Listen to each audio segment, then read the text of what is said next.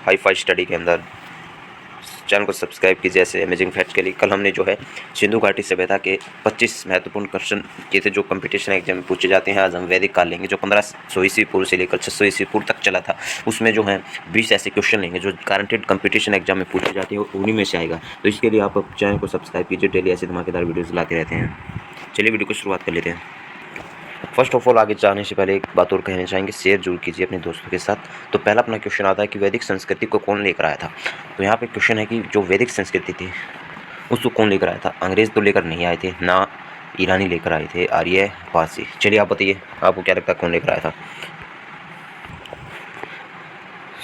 जो है आर्य लेके आए थे वैदिक संस्कृति को। दूसरा क्वेश्चन है आर्य का निवास स्थान किसे माना गया है। यानी कि जो आर्य थे वैदिक संस्कृति को लेकर तो आए थे, पर उनको जो स्थान कहाँ पर था, मतलब वे शुरुआत में कहाँ पर रहने लगे थे। तो आपको ध्यान रखा जो मध्य एशिया है अपना, अपन बात करें मैप के अंदर, तो मध्य एशिया में जो है उस स्थान पर निवास माना गया है सबसे पहले। तीसरा क्वेश्चन है आर्यों को निम्न में से कौन सी भाषा की जानकारी थी। तो सबसे पहले आपको पता होना चाहिए कि आर्यों को कौन सी भाषा की जानकारी थी। देखो, तमिल की नहीं थी, ब्रज की नहीं थी, तेलुगु की नहीं थी, संस्कृत भाषा की जानकारी थी। इससे आपको बात ध्यान रखना कि जो आर्य हैं वे सबसे पहले वैदिक संस्कृति को लेकर आए थे और उनका मूल स्थान माना गया है मध्य एशिया, और जबकि उनको भाषा की जानकारी थी संस्कृत। और आगे अगले क्वेश्चन पर चलते हैं। तो फोर्थ क्वेश्चन पर पहुंच चुके हैं। फोर्थ क्वेश्चन है कि जो है आर्यों का प्रिय पशु कौन सा था। तो मानव ने सबसे पहले जो पालतू बनाया था वो तो था कुत्ता, इस पर नहीं लगाने का। इन्होंने पूछा है आर्यों का प्रिय पशु कौन सा था। वैदिक काल पढ़ रहे हैं हम, तो इनका था घोड़ा। ध्यान रखिएगा इस बात का, घोड़ा जो इसका सही उत्तर होगा option number A. Fifth question पर पहुंचते हैं। वैदिक काल में परिवार का मुखिया क्या कहलाता है। यानी कि इस वैदिक काल में जो परिवार का मुखिया है, आज हम मुखिया कह लेते हैं आमतौर पर, तो उस समय क्या कहा जाता था, तो उस समय कुल कहा जाता था। ऑप्शन नंबर सी पर हम टिक लगा लेंगे। सिक्स्थ क्वेश्चन पर पहुंचते हैं। आर्य लोग सबसे पहले किस क्षेत्र में आए थे। तो इस क्वेश्चन का आपको पता होना चाहिए, बार बार कंपटीशन में आ चुका है। तो आर्य लोग सबसे पहले किस क्षेत्र में आए थे। तो जो आर्य लोग आए थे सबसे पहले सप्त सिंधु एक क्षेत्र है, वहाँ पर जो है आर्य लोग आए थे। फुल डिटेल वीडियो चाहिए तो जरूर बताइएगा। सातवां क्वेश्चन है किस नदी के हाइडास्पीज के नाम से जाना जाता है। तो हाइडास्पीज के नाम से किस नदी को जो है जाना जाता है। तो झेलम नदी को जो है हाइडास्पीज के नाम से जाना जाता है। आठवां क्वेश्चन है ऋग्वेद में कौन सी नदी को सदैव जल से भरी रहने के कारण सदा नीरा भी कहा जाता है।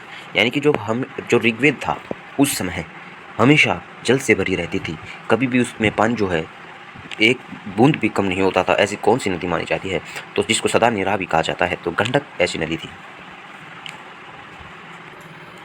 आपके सामने 9th क्वेश्चन आते हुए ऋग्वेद में किस नदी को नदीमता कहा गया है। तो नदीमता जो है सरस्वती को कहा गया है। 4 वेद थे, तो ऋग्वेद में पूछा गया है, ऋग्वेद में जो है सरस्वती को जो है नदीमता कहा गया है। 11वें क्वेश्चन पर पहुंच चुके हैं। कौन से पशु को अगन्या के नाम से जाना जाता है। अगन्या एक ध्यान रखिएगा स्त्रीलिंग है और उसमें 3 ऑप्शन दे रखे हैं पुल्लिंग के, सांड, हाथी, घोड़ा। इतना कॉमन सेंस होना चाहिए। तो डी ऑप्शन एक स्त्रीलिंग है जो है गाय। तो अगन्या को आप जो है के नाम से जाना जाता था, ध्यान रखिएगा। 12वां क्वेश्चन है आर्य लोग युद्ध के लिए कौन सा शब्द प्रयोग करते थे। तो आर्य लोग जो है युद्ध के लिए कौन सा शब्द का प्रयोग करते थे, हमने ये बताना है। तो गविष्टि जो है आर्य लोग शब्द का प्रयोग करते थे। 13वें क्वेश्चन में पहुंचते हैं। गायत्री मंत्र की रचना किसके द्वारा की गई थी। तो गायत्री मंत्र की रचना की गई थी, ये तो सभी को पता है, अपने बचपन में भी आया था। विश्वामित्र ने जो गायत्री मंत्र की रचना की थी, option number D. 14th question, 14वां क्वेश्चन आता है ऋग्वेद काल का प्रमुख देवता कौन था। तो जो ऋग्वेद काल में सबसे जो प्रमुख देवता माना जाता है वो था Indra, option number B, Indra भगवान। 15वां क्वेश्चन है सबसे बड़ा वेद कौन सा है। तो मैं एक बार सबसे पहले इसमें आपको डिस्कस करके बता देता हूँ। ये चारों वेद हैं जो वैदिक काल में बताए गए हैं। तो सबसे बड़ा वेद है ऋग्वेद, यजुर्वेद, सामवेद, अर्थवेद। सबसे पहले पूछ लिया जाए कि वेद कितने हैं। तो टोटल वेद तो हैं 4, ध्यान रखना आपको, जिसका नाम है ऋग्वेद, यजुर्वेद, सामवेद, अर्थवेद, ठीक है जी। और सबसे जो बड़ा वेद पूछा इसने, तो सबसे बड़ा वेद है ऋग्वेद, ध्यान रखना है। 16वें क्वेश्चन में अपन पहुंचते हैं।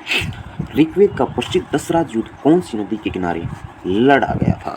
तो 16वां क्वेश्चन है ये।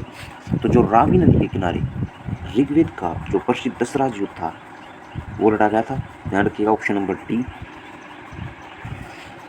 सब्सक्राइब कर लिया होगा तो सब्सक्राइब जरूर करें। 17वें क्वेश्चन में हम पहुंच चुके हैं। निम्न में से राजा को सलाह देने के लिए बनाया गया संगठन कौन सा था? तो ये सभी थे, सभी मतलब तीनों पे टिक नहीं लगाने का मैंने पहले बताया। ऑप्शन नंबर डी आपको लगाना है, विद्वत सभा समिति, ये तीनों थे, यानी कि ऑप्शन नंबर डी। 18वें प्रश्न पर आते हैं, सत्यमेव जयते शब्द कहाँ से लिया गया है? ये तो आपको पता ही होना चाहिए, सत्यमेव जयते शब्द जो है कहाँ से लिया गया है? तो ये लिया गया है मुंडको उपनिषद से, option number B. 19th question में हम पहुंच चुके हैं। सर्वप्रथम शूद्र शब्द का प्रयोग किस सूक्त में किया गया है? तो शूद्र जो शब्द का प्रयोग है वो पुरुष सूक्त के अंदर किया गया है, ऑप्शन नंबर ए। आखिरी क्वेश्चन है इसका जो मोस्ट इंपॉर्टेंट है, इससे अलावा कुछ नहीं आएगा, 2 बार रिपीट कीजिएगा, आपको याद हो जाएगा। PDF मिलेगी अवेलेबल हमारे चैनल पर। तो आखिरी क्वेश्चन ये तो सबको पता है भाई, इसका मैं क्या बताऊं, जो महाभारत का युद्ध का प्राचीन नाम क्या है, या दूसरा नाम भी पूछ सकता है, या प्राचीन नाम, ठीक है। तो महाभारत का दूसरा नाम क्या है भाई, सबको पता होना चाहिए। ध्यान रखना आज के बाद अगर आपको नहीं पता है, ऑप्शन नंबर डी, जय संहिता, ध्यान रखना है। ये थे वैदिक काल। पिछली वीडियो में हमने करवाया बहुत अच्छे से सिंधु घाटी सभ्यता। अगला जो हमारा टॉपिक रहेगा वे रहेगा जैन धर्म या बौद्ध धर्म के मोस्ट इंपॉर्टेंट क्वेश्चन जो पूछे जाते हैं। इनको 2 बार रिपीट करिएगा 2x स्पीड में, काम तमाम, इससे बाहर कुछ भी नहीं आएगा।